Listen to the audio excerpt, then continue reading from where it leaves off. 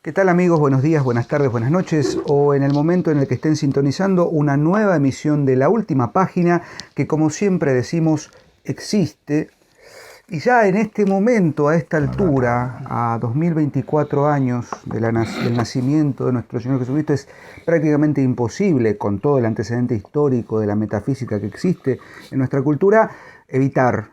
Porrini es lo inevitable. Porrini es lo inevitable. Porrini es el fuego sagrado. Libertad, Porrini, libertad, libertad. Como diría el querido Luquita, solo Porrini sabe lo que Porrini tiene que hacer y nadie más. Sebastián Porrini, el ínclito, el inmarcesible, el que en buena hora sirve el whisky. Claro, eso sí. Que nos hemos quedado ya corto. Se terminó, profesor, poquito disfrútelo. Cortina de Whiskacho. Sebastián, ¿cómo le va? ¿Cómo le va, maestro de los maestros? ¿Todo Muy bien? Contento de volver a encontrarnos ya en un otoño que ha decidido manifestarse con todo su esplendor. Frío. Pero que no ha matado a los pérfidos mosquitos que siguen molestando. Es una señal del fin de los tiempos, ¿no? Totalmente. Las 10 plagas. Son temperaturas de 5 grados y hay mosquitos aquí en Buenos Aires y creo que en buena parte del territorio del suelo argentino. Argentino hasta la muerte. Así que bueno, ¿cómo anda, Porrini? Muy bien. Estamos para empezar hoy con un programa... El cielo parece consubstanciarse. Sí, el sol parece consubstanciarse con la esencia del líder espiritual de la patria. Sebastián Porrini se ha manifestado. Sucesos argentinos. Bien. Sucesos argentinos era, vamos a explicarlo antes de entrar, para los que no son de este país, era un noticiero que se pasaba en el cine, no había televisión, con las últimas noticias y en los años 40, 50, en la época del general Perón, era muy notable porque el locutor que era Rudy, no me acuerdo, Rodolfo Rudy, ya me voy a acordar el nombre, bueno, alguien me va a corregir y va a tener razón. Tenía una voz así muy impostada, entonces onda, repercusión, causa, no era muy... Y muy bonito el noticiero. La ciudadanía toda aplaude. Después ha habido infinidad de parodias. Y las frases pícaras de la época, ¿no? Por ejemplo, mostraban a las señoritas que pasaban en Mar del Plata, empezaban la temporada y pasaban de pronto, y él les decía un piropo. Hoy en día sería una incorrección política. Totalmente cancelado. ¿No? Totalmente. Muy dulce el piropo, ¿no? Nada desubicado, pero bueno, en fin. Después de este pequeño lapsus vamos a lo sobre la radiofonía argentina, vamos a lo nuestro que hoy ¿has transmitido? Hoy debería llamarse sucesos italianos. Exactamente. Hoy vamos a volver a la Bella Italia, con un autor que Dios se las trae. Hace rato que viene como rondando, pero no de una manera tan presente. No sé por qué. En las últimas 2-3 semanas vos me dijiste, che, ¿y fulano? Bueno, vamos por ese lado. No, hombre, lo total está abajo. Así, boludo, ¿no? Hoy vamos a dedicarle el programa a Pier Paolo Pasolini. Al Pasolini escritor, vamos a decirlo de una vez. No vamos a meternos en el Pasolini cineasta. Porque primero no corresponde. Ninguno de los dos es especialista stricto sensu en cine. Acá el profesor tiene más conocimiento. Sí, pero bueno, aparte la cinematografía de Pasolini es compleja, es larga y demandaría un especialista. Nosotros vamos a hablar de lo que humildemente podemos abordar con mayor profundidad, que es el Pasolini escritor. Escritor, pensador. La polietricità di Pasolini, diría un escritor contemporáneo, ¿no? Lo poliédrico de Pasolini, Pasolini escritor, Pasolini cineasta, Pasolini poeta, Pasolini periodista, todas esas dimensiones que buen entrevistador. El que lo entrevista. Pasolini, qué buen entrevistador. Era muy incisivo, muy buenas preguntas, dejaba hablar. Pier Paolo Pasolini es un personaje ineludible en la historia cultural y de las ideas del siglo XX, de la transición entre la primera y la segunda mitad del siglo XX. Un Pasolini, ángelo, dirían algunos. Claro, sí, un distinto. Claro. Pasolini nace en el 1922, y muere asesinado en circunstancias todavía Horribles. oscuras y poco claras. Yo no me voy a meter con eso porque hay varias versiones y bueno, pero fuimos todos. Hay alguien que afirma, lo matamos todos. Sí, exacto. En 1975 muere asesinado. Y en el decurso de esos años ha dejado un legado, ¿qué diré yo? Imposible de abarcar en un solo programa. Quizás hoy convenga, Sebastián, hacer una aproximación general. ¿Sí? ¿Por qué Pasolini? ¿No? Decía esto, hace 3 semanas Sebastián me dijo, che, ¿y Pasolini? ¿Qué leíste de Pasolini? Mirá, vi un par de películas, vi El Edipo Rey, vi... ¿La viste conmigo, Edipo? No, yo la pasé en alguna oportunidad cuando daba por otras circunstancias. Bien. Y Pasolini siempre fue un nombre que resonaba, qué sé yo, Saló, los 120 días de Sodoma, que es difícil, por decir una cosa suave. Sí. Qué sé yo, el Evangelio de San Lucas. El Evangelio de San Marcos. De San Mateo. San Mateo, que la vi para este programa. Pero bueno, vuelvo a decir lo que dije antes. Pasolini es también más conocido por su escritura, por su ensayística, por su novelística, por su poesía, por sus artículos en el Corriere della Sera.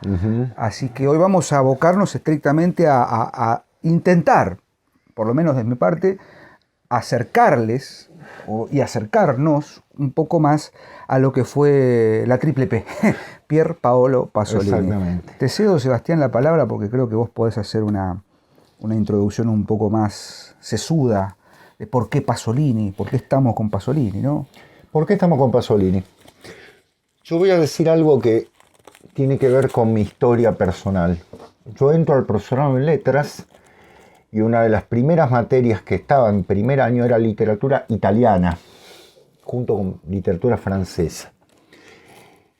Y el profesor que tuvimos nos dio a leer una cantidad de obras, por supuesto la Divina Comedia, se imaginarán, por supuesto Petrarca, por supuesto Boccaccio, por supuesto todos los clásicos italianos, algunos clásicos del siglo XIX y, para mi asombro, ese libro, Teorema, de Pier Paolo. Estamos hablando del año 88. 20 años después. Claro. Conclusión, claro, 13 años de que había muerto, digamos, Pasolini. Para mí fue de hecho lo fui a comprar, no lo tenía, obviamente, en ese momento. Tenía un grupito de libros, y me encontré con un pensador, porque Teorema, hay que decirlo, es una novela que él, en realidad se basa en una película, que es la que él desarrolla, con un pensador polémico desde el punto de vista de un cristianismo polémico también. Yo dije recién un ángel, es la postura que tienen algunos críticos, ¿no? Incluso quienes lo conocieron. No es que fuera un ángel porque era un ser bobo que le decía, al contrario, combatió, es un ángel de espada, es un ángel de armas tomar. Exactamente, de espada flamígera, diríamos, ¿no? Y Pasolini ha sido, a través del tiempo, para mí, desde ese momento en que leí Teorema hasta hoy en día, que sigo leyendo algunas cosas que van cayendo a mis manos, o incluso los homenajes que le realizan, ha sido siempre un interlocutor válido desde el punto de vista de aquello que realmente la humanidad parece que no quiere realizar. Porque él dice algo fundamental. Él viene, recordémoslo, es un comunista convencido, es un comunista herético, como dijo alguien, es un comunista herético, no es el típico marxista, por supuesto muy bien formado, ¿no? Los grandes marxistas bien formados, tampoco es a la violeta, está contra el progresismo, de una manera. Pero él sabe que tiene dentro de sí la tradición católica. Entonces, ustedes me dirán, ¿entonces conjugó al estilo de la teología de la liberación? No, ese es el tema. Ahí está la originalidad de don Pier Paolo Pasolini. Él dice que la verdadera revolución es espiritual.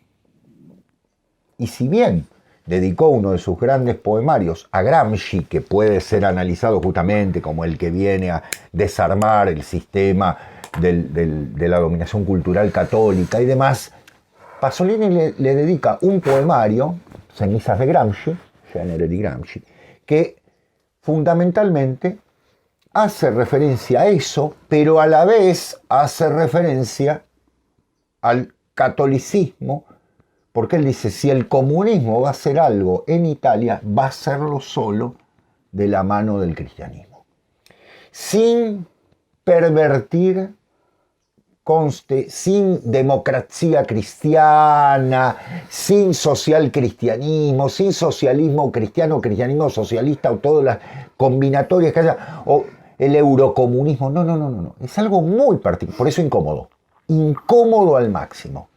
De hecho, es un problema para la izquierda y la derecha, Pasolini. Es un problema, muchas veces coincide más con la derecha que con la izquierda, siendo un hombre convencidamente de izquierda. Incluso cuando hablemos de la cultura popular, acá el término popular tiene sentido, porque no podemos, después de la modernidad, no podemos decir cultura. Hay una cultura popular y demás. No estamos en la Edad Media, donde había cultura y era popular, inevitablemente. Después del tratamiento de la burguesía es diferente. Hay una cultura popular y algo fundamental. Yo diría 3 o 4 principios básicos, Diego, y te dejo, te dejo, por favor, que veo que tenés a un gran pensador hablando de él, cómo lo conoce, por otra parte. Primero, ¿qué es lo burgués? ¿Qué es la burguesía? ¿Qué es la burguesía? Es la destrucción del espíritu por sobre todo, ¿no? Vayan a Ángel Fareta, ¿no? Ángel es un constante revisor de estos elementos y lo hace muy, muy bien. La burguesía. Lo que significa la cultura burguesa. Casi una contradicción, pero bueno. Cultura burguesa. Segundo y fundamental. La modernidad en tanto progreso. No está. No está. Y en Pasolini lo van a... Y estamos hablando de un marxista, ¿no? En cierto sentido herético, pero marxista al fin. La muerte del espíritu, fundamentalmente, y la crisis básica y total de la pérdida de la cultura popular. Sí. Porque creemos que en realidad se ha convertido en cultura marginal en el peor sentido, cuando la cultura popular es la tradición, lo dice él mismo. Vamos a trabajar algunos. Así que me parece que ahí hay algo.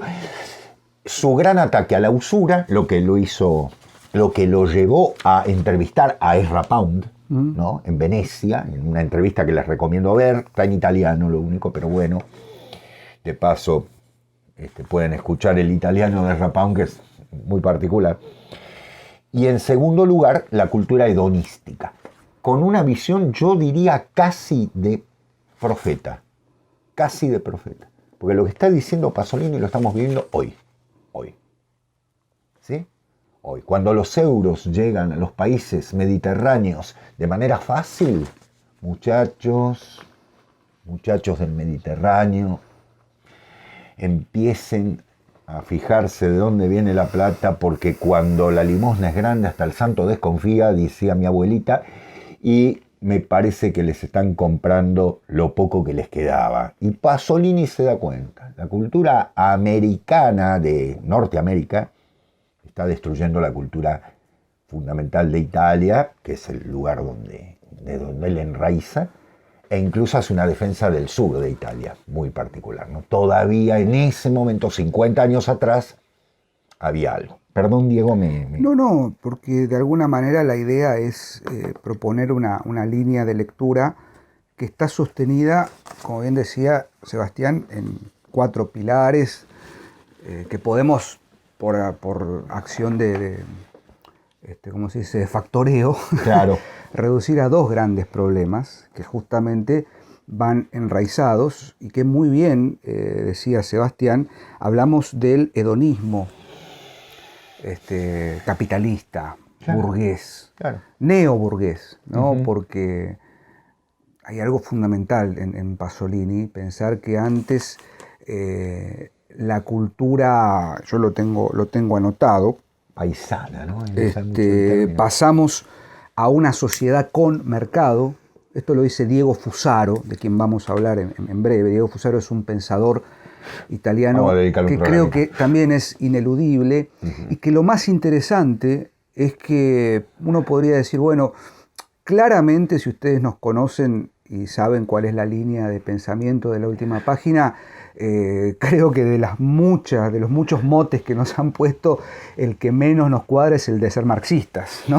Es decir, con el enorme respeto, por del marxismo y de los verdaderos pensadores marxistas. De los marxistas. ¿no? Y de los marxismos. Estamos hablando de un marxista. Fusaro es un marxista avant la lettre, imponente, exquisito, de una claridad supina, con un italiano bellísimo. Con un italiano bellísimo, claro, conciso, y tiene un conocimiento de Pasolini impresionante. Entonces, haciendo un análisis del que voy a hablar después, sobre se llama El cristianismo se ha evaporado en la civilización de consumo, la profecía de Pasolini, un artículo que se publicó hace unos años, 2022 creo, sobre una publicidad, una campaña publicitaria de una empresa de ropa, de blue jeans. Pasolini. Fusaro sostiene que lo que ha sabido ver Pasolini en sus ensayos, sobre todo en los últimos, del 70 en adelante, por eso de algún modo... Scritti Corsari, cartas luteranas. Lettera luterane, claro. Pero específicamente en sus exposiciones, plantea que lo que ha sucedido es que hemos pasado de una sociedad con mercado, que tal es el principio de la burguesía decimonónica, el ingreso del mercado a la clase pudiente o a la clase media alta, se termina convirtiendo en una sociedad de mercado, dependiente del mercado. Un mercado con sociedad, digamos, ¿no? Y un mercado que exactamente... Somos un accidente del mercado. Exactamente. Un mercado totalmente consumidor de la sociedad, al punto tal de que ha evaporado justamente un valor tradicional como es, en principio, el cristianismo, el catolicismo, por tomar el eje que analiza Pasolini en su... Cómo se dejaron los católicos, ¿no? En sus ideas. Y ¿sabes qué pasa, Sebas? Volvemos al mismo problema. Pasolini en Italia, y bueno, como lo vieron muchos y lo siguen viendo, de alguna manera entienden lo que fue el epítome del declive del catolicismo y del cristianismo, que fue el Concilio Vaticano II. Lo critica enormemente. Lo critica enormemente porque, bueno, ahí es decir, bueno, muchachos, listo. Entreguemos todo, ya está, hay una evaporación de todo el valor tradicional. La Chiesa liberale progresista. Y sí, totalmente, liberale progresista, que es eso, una iglesia liberada, con una teología que también sostiene claro, si fuera esa Thomas liberación. Molnar uno diría, bueno, ¿qué ¿no? sé yo? Pero lo está diciendo Pasolini Fusaro, ¿no?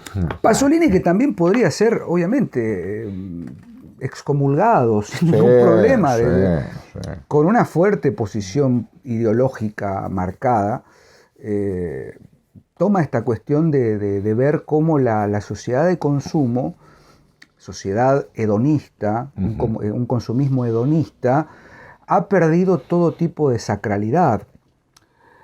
Y en ese sentido voy a hacer una rápida aproximación a su novela /película /guión lo que quieran, que es Teorema. Esta edición es bellísima, creo que es la primera edición de acá de... Yo la compré cuando estudiaba. No sé, esta edición, ya te digo, primera edición 1970, editorial sudamericana.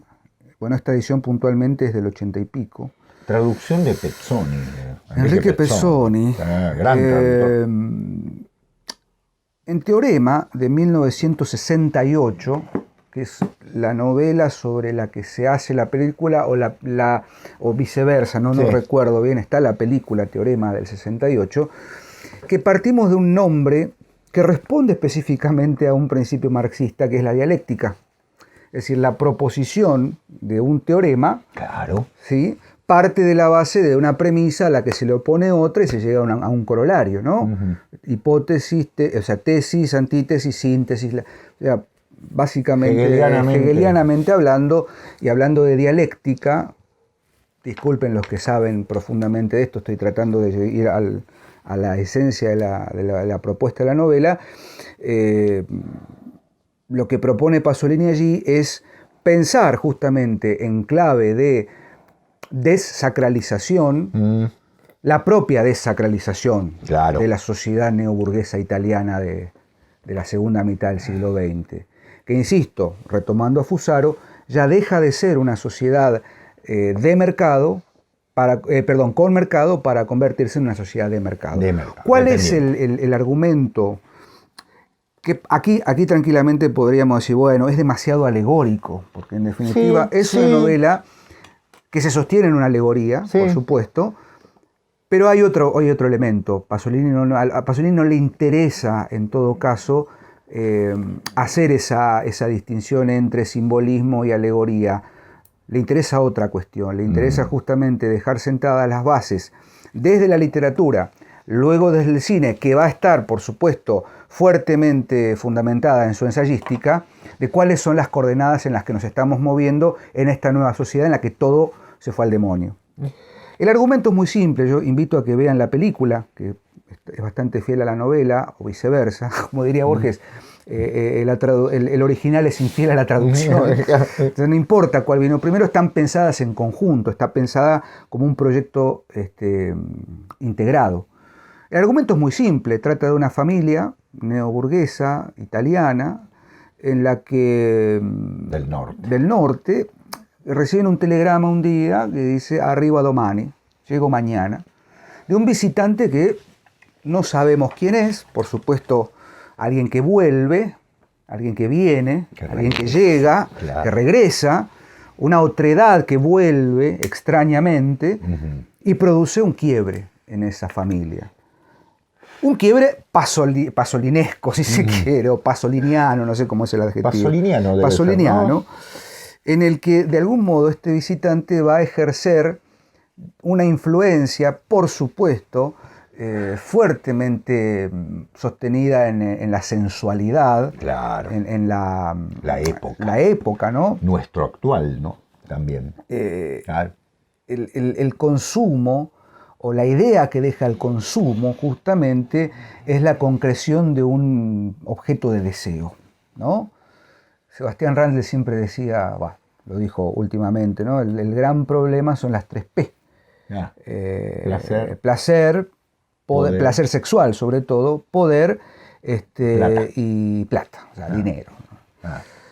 Y de alguna manera esas 3 conjunciones... Y a eso le ponemos Pier Paolo Pasolini, ¿no? Que estaba muy lejos de expresar esa perdición, paradójicamente, a pesar de su triple P. Entonces, esa sociedad burguesa representada en esta familia empieza a mostrar, disculpen el término demasiado argentino, a mostrar la hilacha, se le ven los hilos, ¿no? Se ve toda el detrás de escena de esa construcción que es totalmente vacía. ¿Qué hace este visitante? Viene a exponer, a exhibir en su teorema, por eso es el teorema, ¿qué busca un teorema? Exhibir una verdad, mostrar, quoderat demonstrandum, ¿no? Exacto. Siguiendo los términos propios de los silogismos matemáticos o lógicos.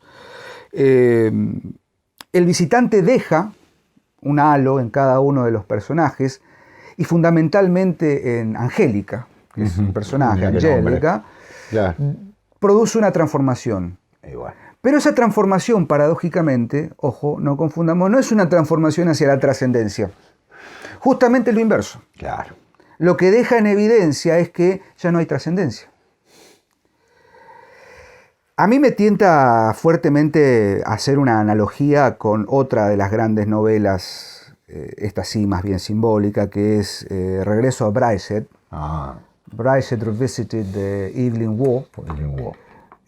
Hay una escena que la hemos citado en su momento, que es la de Cordelia, cuando Cordelia cuenta qué pasa con la chapel de Breisgett, de la casa familiar, y hay una escena muy marcada en la que dice, bueno, y vino el sacerdote y sacó las velas y sacó todo, y sacó el cáliz, el Santísimo, y lo puso en una bolsa y lo sacó, and there was any chapel anymore, and there was no chapel anymore, ya no había iglesia, no había más capilla. ¿Qué quiero decir con esto? Mutatis mutandis, por supuesto, no podemos decir leer en clave analógica Brideshead y teorema. Pero sí podemos leer en la misma clave la idea de que hay algo que se ha perdido. En Evelyn Waugh hay una búsqueda de trascendencia, hay una búsqueda de regreso. En Pasolini hay...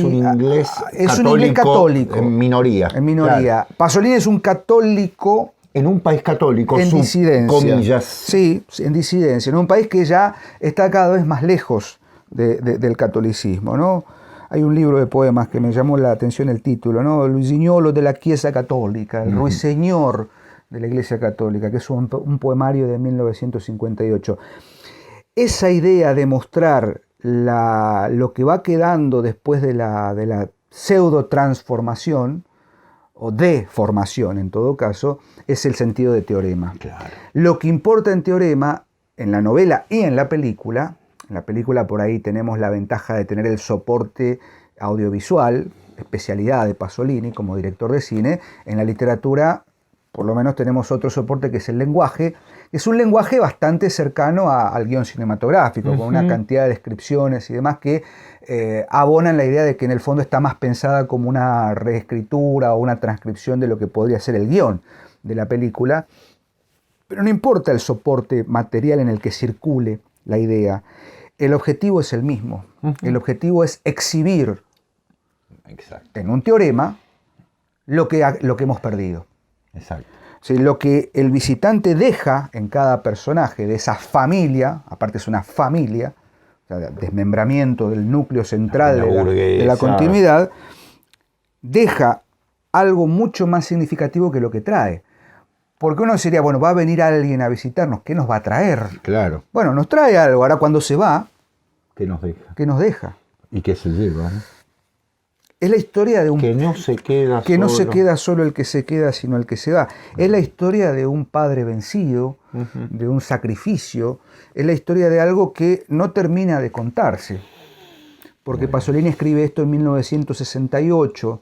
Estamos hablando de un año nada inocente en la historia cultural de Occidente. Y Pasolini está viendo esto, ya lo viene viendo. En el 64 lanza la película, como se puede, se estrena la película El Evangelio de San Mateo, que es una película sobre, por supuesto, la transcripción del Evangelio de San Mateo, sobre el nacimiento, pasión y muerte de Cristo, en clave marxista. Todos los planos, con un minimalismo, con una estética muy particular. Por eso digo, no vamos a meternos, yo por lo menos elijo no hablar de la cinematografía, pero ya desde sus primeros films, Pasolini está buscando.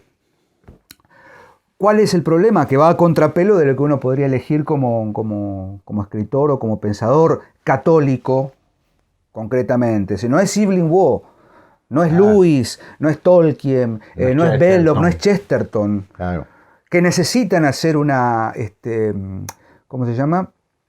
Ay, no me sale el nombre ahora, Sebastián, ayúdame, apologética. Necesitan hacer una apologética por el ataque, porque está dentro de casa. O sea, ¿qué voy a defender? Si me lo están haciendo. Durmiendo con el enemigo. Estoy durmiendo con el enemigo. Claro. Entonces tengo que usar una estrategia mucho más efectiva. Por otra parte, ¿no? Porque estoy en Italia. Claro. Entonces necesito, si me lo están. Ahí supuestamente me están desnudando, me están sacando acá en vivo. ¿Yo qué me voy a poner a escribir sin desmedro de los que acabo de nombrar, ¿no? ¿Qué voy a escribir? Una novela simbólica donde hay un ser que. No, vamos a los bifes, como decimos acá en Argentina. Es muy bueno, Diego, te doy tiempo para. Es muy bueno pensarlo. Para beber, para mojar la garganta. Muy bien. Es muy bueno pensarlo en ese sentido, porque los ingleses apologéticos tuvieron que hacer una defensa en minoría. Sí. Y supuestamente Pasolini está hablando para un pueblo que mayoritariamente es católico. Pero el tema es, Italia ya no es, ¿no? Él usa un término interesante. Yo lo comparto plenamente. Porque acá hablamos de lo postconciliar, pero lo preconciliar. A ver, él dice el clericalismo fascista. hay un enemigo número uno que es el fascismo. Para Pasolini hay como un neofascismo, ¿no?, que se está imponiendo y demás. Está muy bien narrado, después lo vamos a conversar. Pero me permito, yo sé que esto me va a generar rispideces con algunas personas, pero entiéndanme, lo digo como un católico convencido. El clericalismo fascismo fue una momia. Es decir, conservamos una momia. Bueno, el pacto de Letrán. Claro. No. Mussolini no era católico. A mí, discúlpenme, permítanme, pero en última instancia le sirvió políticamente. La iglesia fue... Claro, por supuesto que se sumó a eso y demás, y le venía al pelo, y el hombre providencial del que habló Pío XI y demás, todo bien. Pero se estaba matando. Lo que observa Pasolini, que es muy interesante, vuelvo a decirlo, es la muerte del espíritu. Estamos conservando la momia. La momia, luego, en lo posconciliar no quedó ni la momia. Bueno, ¿me explico? Es decir, se vino toda. Pero ya estaba herida. Ya había pactado. No era la rectora espiritual del mundo, sino que se había convertido en el brazo espiritual del poder secular. Cosa que es distinta. Entonces, cuando él dice el clericalismo fascista, lo entiendo y lo comparto. Lo entiendo y lo comparto porque en última instancia fue una máscara. Por supuesto que muchos católicos que dijeron, bueno, ante el horror de lo que puede llegar a venir, nos adherimos a esto. Los quiero entender como hermano, ¿no? Perfecto, muy bien. Pero no es eso. Para una persona, que tiene las características de Pasolini, el cristianismo es una llama viva. No es una linterna. Hay algo también ahí, Sebas, que no es menor, que lo desarrolla y lo analiza muy bien Fusaro en este artículo que les mencionaba. Es que, me permito decir esto, por lo menos con esa suerte de pacto del fascismo con el catolicismo, bien decías, había una cuestión de sostener, decir, bueno, claro. momificar. Como decía Louis Bouillet en la decomposición del catolicismo, es la Iglesia Católica antes del concilio era un cadáver embalsamado y con el concilio mostró toda su podredumbre, ¿no? La verdad sobre el caso Valdemar de Pou. Claro. ¿Cuál es el problema de mantener, ¿no?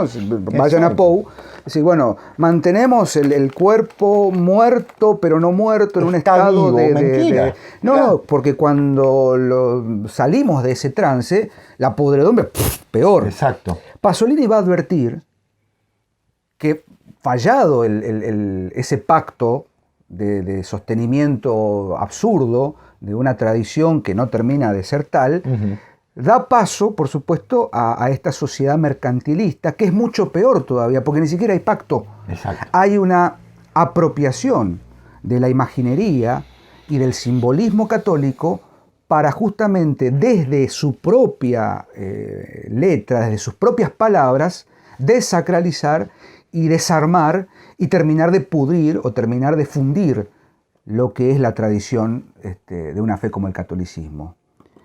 El cuento es muy simple. En 1973, una empresa de blue jeans, de pantalones vaqueros,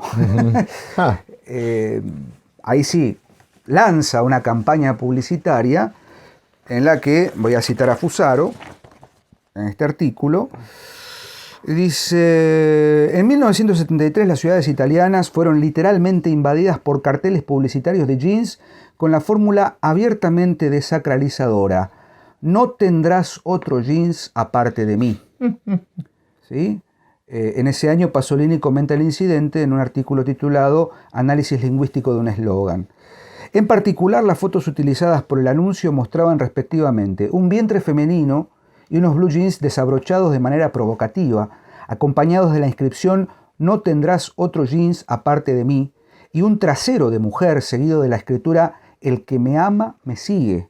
Finalmente, Jesus Jeans, o sea, los jeans de Jesús. Era el nombre del producto publicitado de modo tan disruptivo para la época. El credo cristiano era retorcido y manipulado para la promoción de uno de tantos productos del nuevo credo ateo y consumista de la civilización capitalista, que precisamente en esos años estaba abandonando su fase dialéctico-burguesa para pasar a la absoluta posburguesa.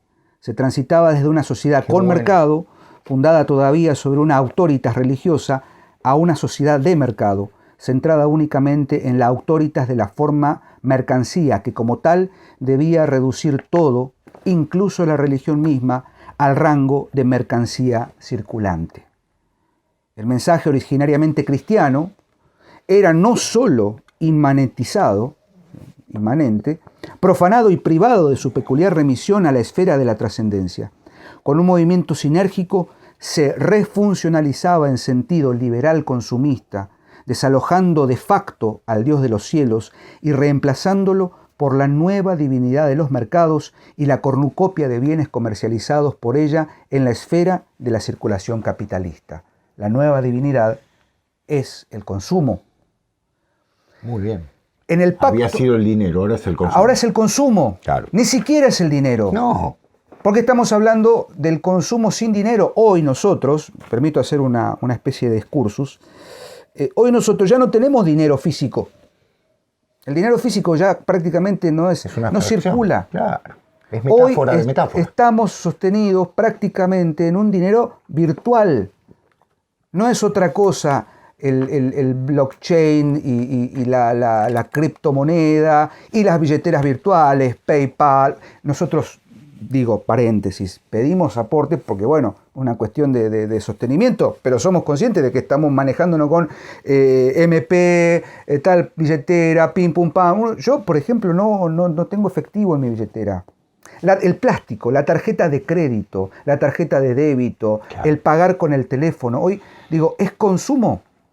Estamos grabando este programa en el último día de la promoción de las grandes empresas, el hot sale. Hay que comprar ya, vaya y consuma ya, porque es más barato. Mentira. Perdón. No, pero es... Pasolini lo ven muchos. Hoy nos toca hablar de Pasolini porque es interesante.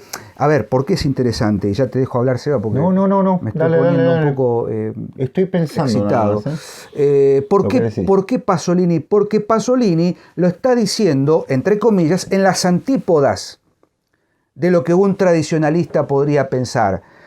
No creo que Pasolini hubiese estado en la mesa de un grupo de tradicionalistas que critican al concilio con las mismas ideas y los mismos intereses y las mismas orientaciones. ¿Me explico? Ahora, claro, si yo me junto con 10 tipos que piensan lo mismo y estamos hablando sobre lo mismo todo el tiempo, en algún momento, como decía el querido Jorge Ferro, Dios lo tenga en su gloria, terminamos, muchachos, pescando en la pecera. Hay que salir un poquito, ¿no? Bueno, genial. Ahora, que lo diga un pensador o un distinto desde el otro lado, en este caso, hablando en oposición desde el marxismo más absoluto, es mucho más significativo porque lo está diciendo desde un lugar marginal, por fuera, pero está diciendo lo mismo. Entonces yo digo, me parece más interesante empezar a escuchar a un Diego Fusaro, que lo está diciendo hoy, 2024, lo está diciendo de una manera clarísima. Cuidado, muchachos, cuidado, porque la verdad no solamente circula en los conciliábulos postconciliares y tradicionalistas y conservaduristas, porque si no es como dice Sebastián siempre, estamos soplando las cenizas y nos vamos a llenar de tizne. Mira, Diego, perdón por la tradición es fuego. Sí. La tradición es fuego. Es una tea encendida. Que cuando la tea empieza a apagarse, alguien viene, trae una tea nueva y se la lleva. Y lo que queda ahí es cenizas. No sigan adorando cenizas. Sigamos la tea. Es el comienzo del Agamenón. Claro. ¿No? Donde vigía vela. Después Tolkien lo va a tomar en las almenas de Gondor, ¿no? Se prendieron las almenas. Hay algo que viene, muchachos, pero el fuego está encendido. Es el fuego el que. Si nos quedamos con las cenizas, salimos tinados, salimos ennegrecidos. En cambio, continuar un fuego es el fuego de la tradición. Yo creo que. Como decimos siempre con algunos autores, ustedes dirán, se repiten. Sí, es verdad, es inevitable. Habría que hacer un seminario sobre Pasolini y sobre sus escritos. Pero bueno, esto que sirva de puerta de entrada, ¿no? Es decir, abrimos la puerta y ahí Va. En 1973 Pasolini escribe Escritos Corsarios. Scritti Corsari. Uno piensa en los títulos de Pasolini. Teorema, Petróleo, otro. El Pórtico de la Muerte, un libro de ensayos que nos habilita el querido Ignacio Vázquez. Cariño enorme. Colega y profesor de literatura española, que tuvimos el agrado de intercambiar algunas ideas sobre y tenemos el agrado de compartir con él. Sí, de trabajar con él. Bien. Los Escritos Corsarios, que están... el original es de 1973, pero actualmente se los puede conseguir en ediciones del Oriente y del Mediterráneo, una edición de 2009. Yo voy a nombrar las ediciones para que puedan ir a las castellanas, en el que Pasolini se vuelve incómodo, pero incómodo para los demás, porque parte de la idea de que el año 68 y estos melenudos que aparecen, los nombra él, no estoy siendo discriminador, él dice así, dice, lo que dicen las melenas, dice, fundamentalmente es algo que viene a invadir el mundo europeo tradicional como algo que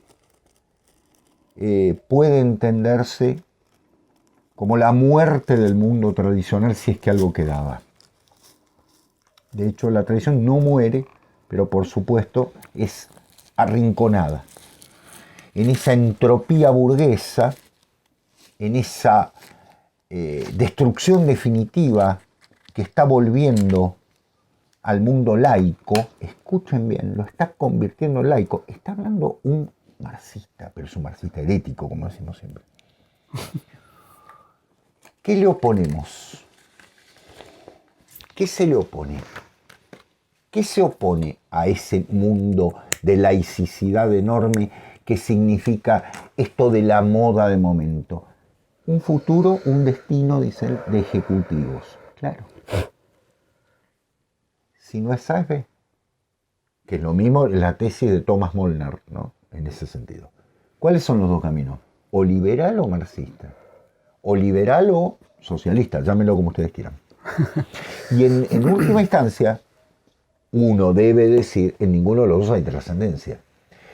Puede uno tener más afecto por la idea de la colectividad y que la humanidad de ahí surgirá. Esa fue la teoría del socialismo cristiano. Surgirá de allí la idea de la caridad, solidaridad, llámenlo como ustedes quieran, que no es lo mismo, pero bueno, ¿no? Y entonces el hombre buscará, si el hombre está alimentado, buscará a Dios. Bueno, no sé, las sociedades mejor alimentadas no buscan a Dios para nada. No quiero decir con esto que el hambre sea la búsqueda de Dios, sino un hambre espiritual. Y en segundo lugar, el liberalismo. Bueno, solucionados ciertos problemas y demás, ninguna de las dos. Ninguna de las dos. ¿No? Por eso, y ahí sí voy al tema, en 1975, antes de morir, Pasolini escribe una serie de artículos que luego son recopilados en un libro que se llama Cartas Luteranas, editorial Trota. Es una belleza este libro, es una belleza en miles de sentidos.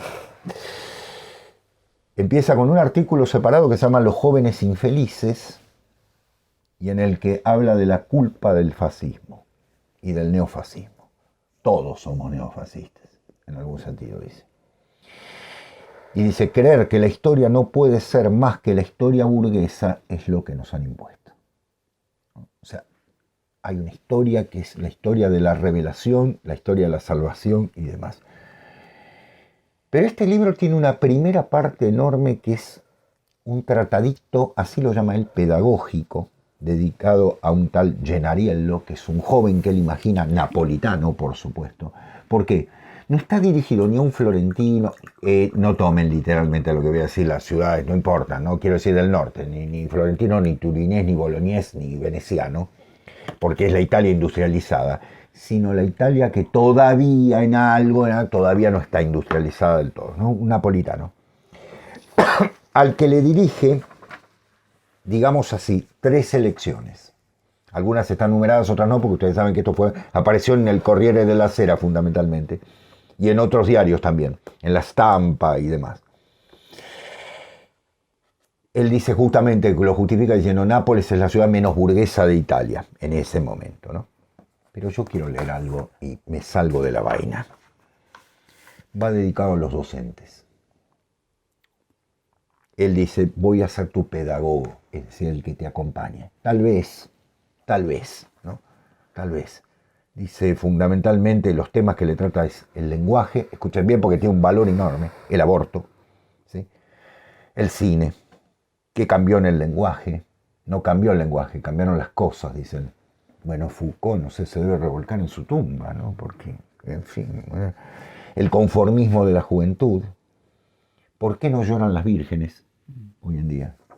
¿Saben por qué no lloran las vírgenes? Porque la democracia cristiana, o sea, supuestamente el partido católico y demás, nos enseñó que todo eso es imposible, que van a llorar las vírgenes y los políticos hacen, no, están de acuerdo con, en fin, bueno, no quiero ponerme exacerbado. Empieza a caminar por la cornisa. Sí, me encanta. En el fondo es la isla desierta de Roberto Arte. Porrini siendo Porrini. Por estas razones has de saber que en las enseñanzas que te impartiré, sin el menor atisbo de duda, te empujaré a todas las desacralizaciones posibles, a faltarle enteramente al respeto a cualquier sentimiento establecido. No obstante, debe ser el no obstante más fuerte de la argumentación de... El fondo de mi enseñanza consistirá en convencerte de que no le tengas miedo a lo sagrado y a los sentimientos, de los cuales el laicismo consumista ha privado a los hombres, transformándolos en brutos y estúpidos, autómatas, adoradores de fetiches. ¿Quieren una definición de lo que es la religión? No se adoran ni fetiches, no se compra la salvación, no se entra al paraíso en limusín, no se entra. Perdón, señores, no se entra. ¿Sí? El camello no pasa por la aguja, lo siento, por el ojo de la aguja, no pasa. Pero lo fundamental es no tenerle miedo. No miedo fundamental al estar convencido, sino a lo sagrado y a los sentimientos, que son los sentimientos de lo espiritual. Miren lo que está diciendo. Cuando decimos que los docentes tenemos que tener en claro qué está bien y qué está mal, es eso. En ese sentido, Pasolini es un pedagogo clarísimo. Más claro, imposible. Por eso, dice en un momento, la escuela es lo opuesto de la educación. Está en contra de la educación obligatoria. Hola. Para los que me... ¿Sí? Está en contra de la... ¿Saben lo que hace la educación obligatoria? ¿Saben en qué convierte a los chicos? En autómatas. Porque no se respetan ni sus capacidades ni sus habilidades. Porque evidentemente estamos negando el arte de la educación, que es saber valorar lo que tiene, para acrecentarse en ese sentido. La forma de la producción separa a los padres y a los hijos. Es un defensor de la familia número 1. Y fundamentalmente dice en un momento, habla de Bolonia. Bolonia en ese momento tenía alcalde comunista y lo tuvo por muchos años. Y uno diría, bueno, Bolonia debe ser lo opuesto de la Italia. No. Con el enorme cariño que le tengo a Enrico Berlinguer, el secretario general del Partido Comunista en los años 70 y hasta que murió en el 84, que supo ver alguna cosa, en algún sentido. ¿Qué hicieron los comunistas en ese país? ¿En qué convirtieron a Bolonia? ¿La convirtieron en una sociedad espiritual? Bueno, no pensemos tanto. ¿La convirtieron en una sociedad solidaria? ¿Vamos a entrar en eso? No. Es la ciudad más consumista de Italia, donde está la universidad más antigua del mundo, porque las universidades también son venta de consumo, también son marca de consumo, también han pervertido sobre esa base todo. La segunda parte del libro se llama Cartas Luteranas. Ustedes me dirán, él lo aclara, en un momento habla de Lutero, nada más. Pero yo quiero entender que son luteranas porque son no reformadoras, sino protestantes, protestan ante el mundo. Y aquí está el motivo de su muerte.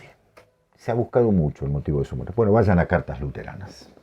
Vayan a Cartas Luteranas. ¿Qué es lo que está proponiendo? Está proponiendo directamente el juicio total, el juicio final, podríamos decir,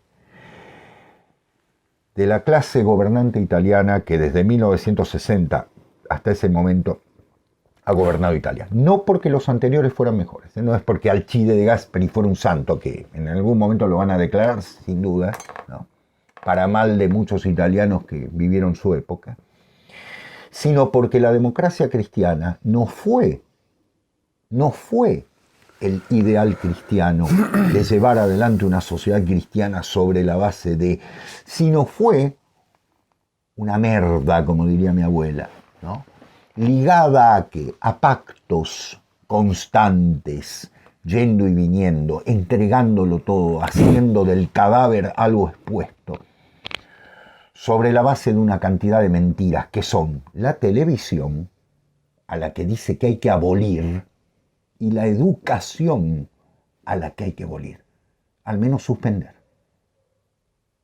Porque la educación que estamos recibiendo es una educación que lava los cerebros y destruye la identidad de los seres humanos, su cultura. Y se opone en esto, dice, lo que se opone a la burguesía no son las clases obreras ya, es el inmigrante. Porque ese sí que es marginal. Ese sí. Ese es el que incomoda. Como incomodó en un momento el obrero, ya no incomoda más. Ahora es el inmigrante el que incomoda. Tiene una tesis que es muy interesante acerca de el fuera de palacio y el dentro del palacio, su teoría del palacio, ¿no?, la plaza y el palacio, ¿no? Y dice algo terrible en la página 92. La iglesia ya no existe. La iglesia ya no existe. 1975. Y para cerrar, podría hablar días de esto, podría leerles todo, pero voy a tocar un flagelo más fuerte. ¿Por qué lo mataron? Bueno, lo mataron porque atacó a todos. Por eso dicen lo matamos todos, ¿no? Pero dice algo notable. La droga es una auténtica tragedia en Italia. Y la droga, que es un fenómeno pequeño burgués, fue un fenómeno pequeño burgués, ahora es un fenómeno masivo.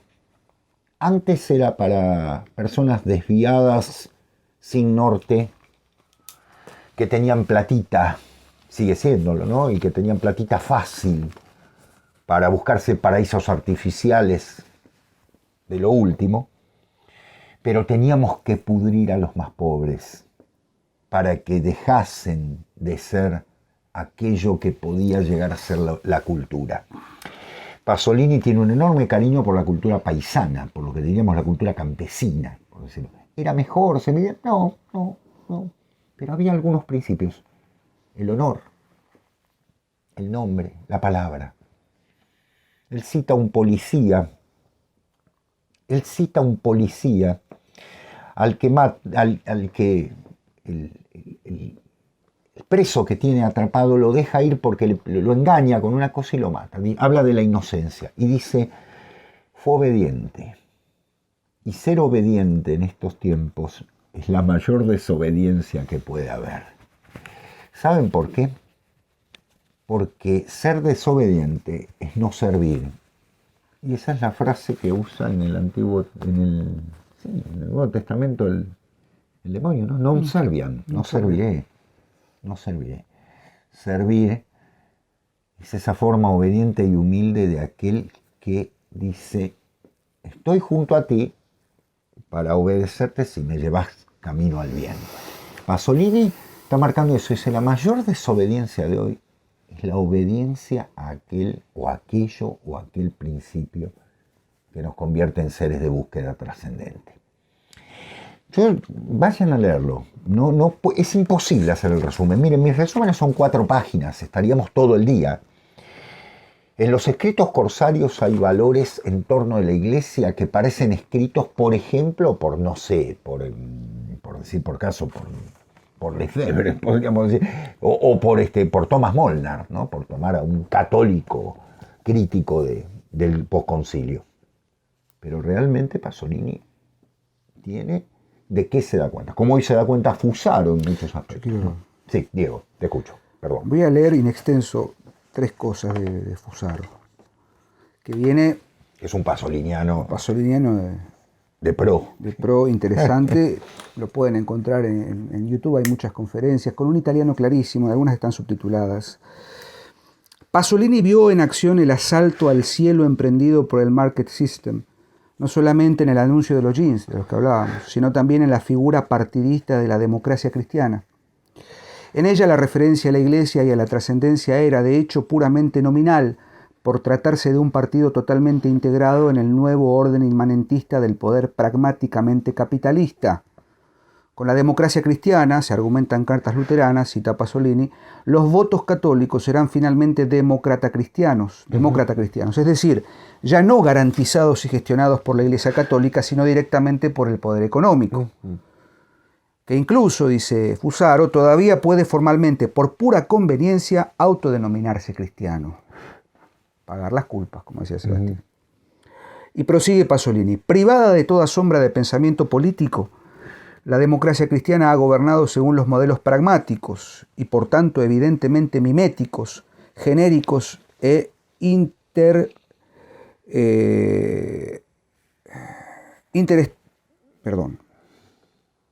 inertes, disculpen, del capitalismo occidental, mezclando diabólicamente estos modelos con aquellos otros espirituales de la Iglesia. En suma, con la democracia cristiana y con su ateísmo líquido, se hace operativa una fuerza política que emplea la llamada a la trascendencia como un simple instrumento para ocultar y legitimar la propia adhesión integral al modelo del capitalismo por parte de unas masas todavía educadas en sentido cristiano, que decía Sebastián.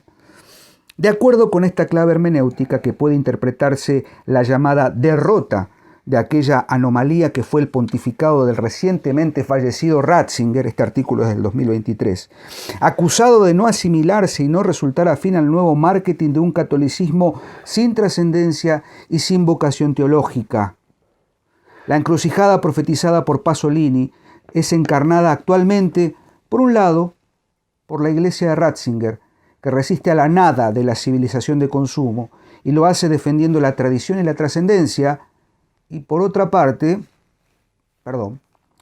por la neoiglesia postcristiana y liberal progresista de Bergoglio, que disuelve el cristianismo en la fe low cost y en las misas smart, provocando efectivamente el suicidio del cristianismo al que aludía Pasolini.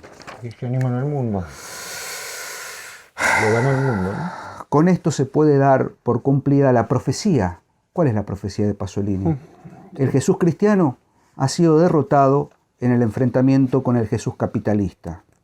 El nuevo espíritu del capitalismo, hedonista y desacralizante, dispuesto a mutar lo divino mismo en una estrategia publicitaria, ya estaba del todo implícito en aquel eslogan aparentemente provocador y fácilmente neutralizable que Pasolini había sabido descifrar con profética lucidez. Sí, es por este motivo que otra vez, conforme al análisis de Pasolini, el nuevo espíritu del poder, que en un principio se había mostrado competitivo con lo religioso, estaba destinado a, cita, tomar su lugar a la hora de proporcionar a los hombres una visión total y única de la vida, despojada de toda sacralidad y de toda conexión con las razones del alma y con las regiones de lo eterno.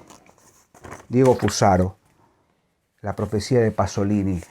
Hagan el ejercicio, los que son jóvenes, como yo, hagan el ejercicio de detenerse a ver cuántos anuncios proliferan hoy en día de estos gurúes que muestran videos y cortes en los que están viviendo en un hotel en Dubái con relojes de última generación, vestidos con ropas de última marca perfectamente, diciendo: vos sos el dueño de tu propio destino, vos podés ganar $100.000 por mes como yo, que vivo y manejo un Lamborghini.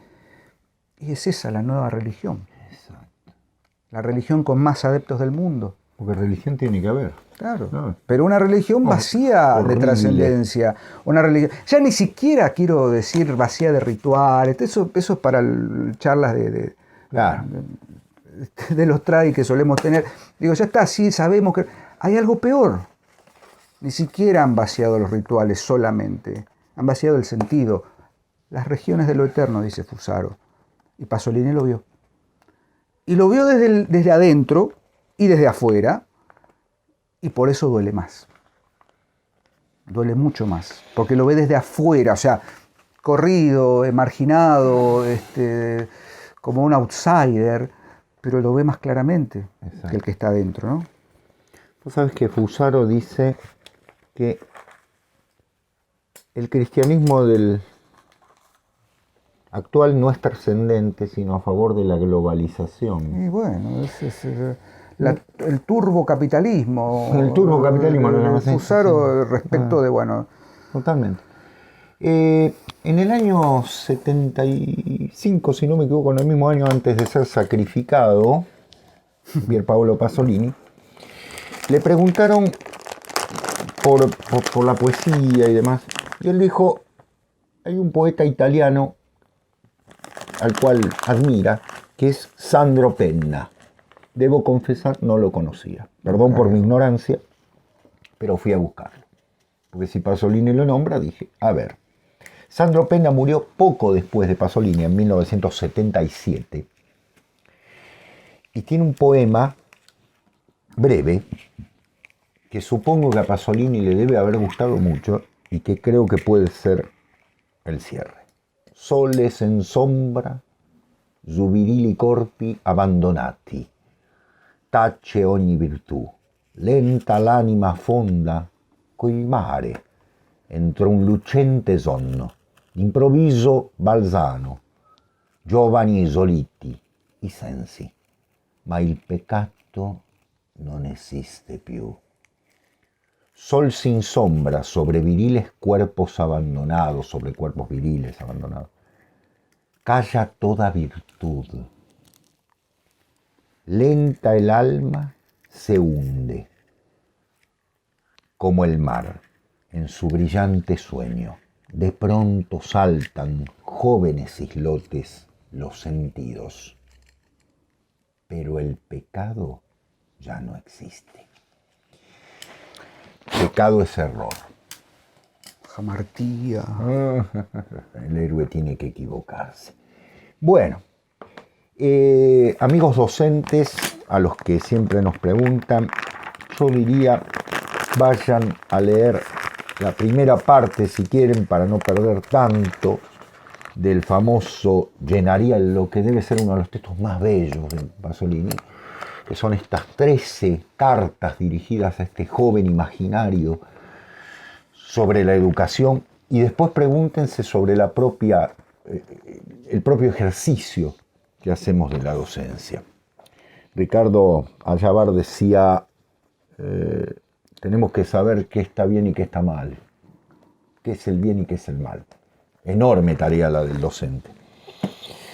Tenemos que saber también cuáles son las habilidades de cada uno. ¿Saben para qué saber las habilidades de cada uno? Para decirle, lamentablemente en este ámbito no te voy a poder ayudar. Porque como dice Pasolini, lo único que está logrando la escuela obligatoria, lo dice hace 50 años, es crear ladrillitos en una pared, ¿no? Como diría Pink Floyd, ¿no? En una pared que no pueden pensar por sí mismos. Ni siquiera hoy en día van a poder leer, porque si la imagen sigue siendo el motivo, no existe la abstracción, no existe la posibilidad de, queda solamente el nombre vacío. Triunfaron los nominalistas, ¿y cómo, no? ¿Cómo triunfaron? Solo quedan nombres vacíos. Bueno, contra eso es esta verdad. Una aclaración, algo más. ¿Vieron que se dice los reaccionarios? Sí, son todos señores que tienen un brazalete, ¿no? Y parece que están... Bueno, acá tienen un reaccionario. En Fusaro también. Ahí tienen un reaccionario para que las escuelas inglesas empiecen, pagadas por la ONU, empiecen a pensar, a repensar ciertas bibliotecas a las cuales quieren encajonar los pensadores que se emboscan como verdaderamente deben emboscarse. ¿Vieron cómo nos cierra la fórmula? Y no, es más grande, señores, es más grande. Podemos lanzarnos al devaneo más grande del mundo, pero no podemos resumir la maravilla de la historia por decirlo así, de la historia de la revelación. Muchísimo más grande. En fin. Nuevamente seguimos leyendo, como decimos cada semana. Sebastián, creo que hemos hecho la faena, bastante larga, por cierto. Nos vemos la semana que viene en una nueva emisión de La Última Página. Agradecemos las suscripciones. Que vean, por favor, la página de la Academia de ADE, que hay cursos allí. Estamos trabajando, queremos también seguir promoviendo estas formas de pensar la literatura, la educación y demás desde otro lado. Así que, Sebastián, un placer. Del mismo modo, Diego. Que tengan buena semana, lean Pasolini, hemos dado una introducción y nos vemos el próximo lunes. Chao, buena semana. Adiós, gracias.